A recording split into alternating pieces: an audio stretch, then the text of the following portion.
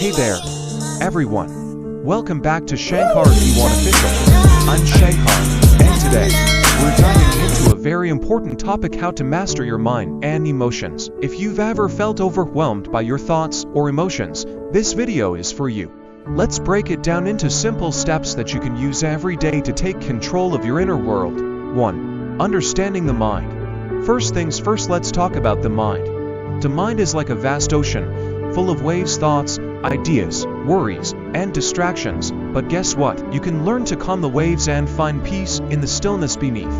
The key here is awareness. Awareness equals control. When you become aware of your thoughts, you can decide what you want to focus on. Instead of letting your mind wander aimlessly, take control and choose the direction. Try these simple techniques to start mastering your mind. 1. Mindfulness meditation. Take a few minutes each day to sit quietly, focus on your breathing, and observe your thoughts without judgment.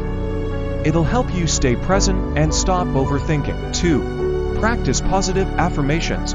Start your day with positive affirmations. Remind yourself of your strengths, goals, and potential. This rewires your brain to focus on the positive. 2. Mastering your emotions. Now, let's talk about emotions. Emotions can be powerful, right?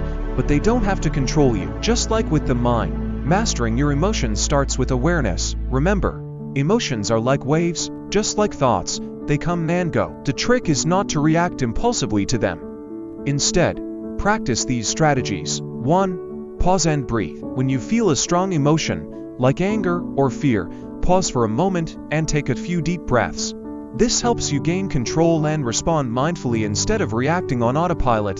2. Reframe your thoughts. If you're feeling upset, try to reframe the situation. Ask yourself, what can I learn from this? Or how can I grow from this experience? Shifting your perspective will help you manage difficult emotions. 3. Practicing emotional regulation. Another great way to master your emotions is by practicing emotional regulation. That means finding ways to manage intense emotions instead of letting them control you. 1. Journaling. Try journaling your emotions. Writing them down helps you process your feelings and gives you clarity on what's going on inside your mind. 2. Physical activity. Physical activity is a great way to release pent-up emotions.